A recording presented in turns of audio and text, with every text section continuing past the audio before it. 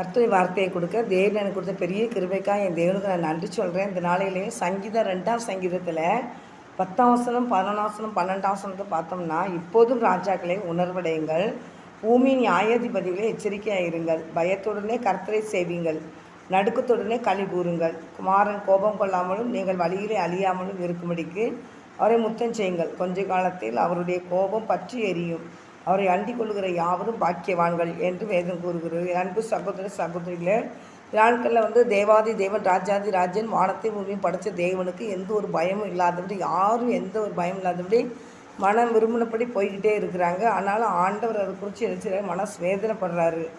ஜனங்கள் இப்படி உணர்வு இல்லாமல் இருக்கிறாங்களே அப்படின்னு சொல்லி. ஆனால் வேதம் கூறுவது இப்போது ராஜாக்களை உணர்வடையுங்கள், பூமி நியாயாதிபதியில் எச்சரிக்கையாயிருங்கள் இருக்கிறார். என்ன அவர் தான் மெய்யான தேவன்.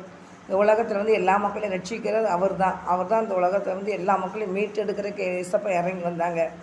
சிலுவை அதுக்கு தான் நமக்காக சிலுவை சுமந்தாங்க. ஆனால் இன்றைக்கி நாட்களில் ஏசப்பா தான் யாருன்னு கூட தெரியாமல் இருக்காங்க.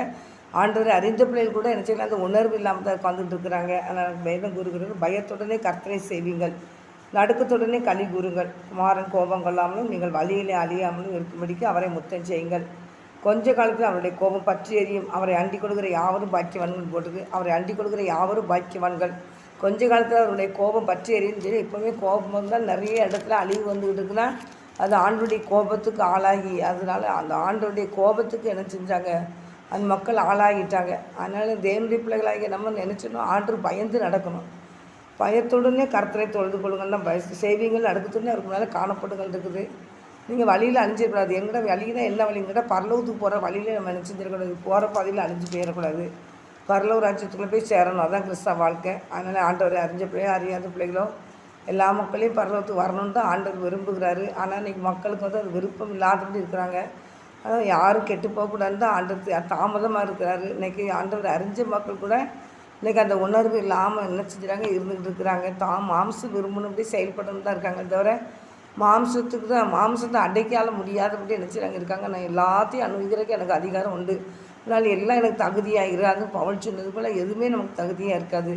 தேவனாகி கர்த்தர் நமக்கு நம்மளை பிள்ளைகளாக வைத்திருக்கிறனால தேவன் என்ன சொல்கிறத கேட்டு நம்ம அதை நடந்தால் தேவன் ராஜ்யத்தில் போகலாம். அந்த பாதையில் போகாதபடி பாதியிலே அழிஞ்சு போகிறாதீங்கன்னு தான் ஆண்டவர் சொல்கிறாரு. அழிஞ்சபடி அவரை முத்தம் செய்யுங்கள், கொஞ்ச காலத்திலே அவருடைய கோபம் பற்றி எறிய போகுது.